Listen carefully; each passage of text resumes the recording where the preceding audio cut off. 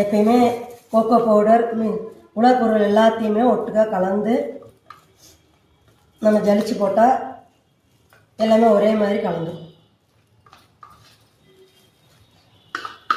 1/4 கிலோங்கிறதுனால கம்மியான பொருளுங்கிறதுனால ஒட்டுக்காக நான் போட்டேன்.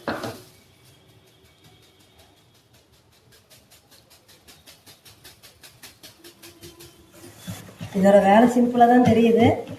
டேஸ்ட்டு எந்த அளவுக்கு வருதுன்னு பார்க்கலாம்.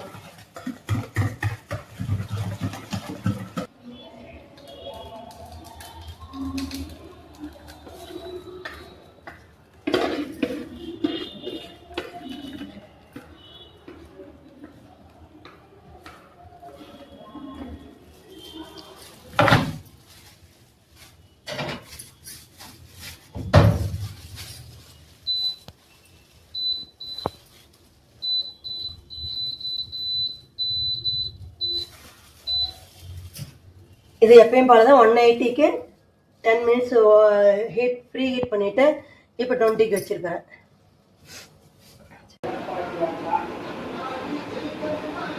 நெருப்பு சூப்பராக வந்திருக்கு. எதிர்பார்த்ததை கூட நல்லாவே வந்திருக்கு. பாஞ்சும் பாருங்களேன், நல்லா வந்திருக்கு.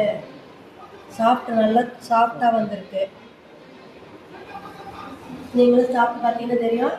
இந்த அளவுக்கு வரை நான் எதிர்பார்க்கவே இல்லை.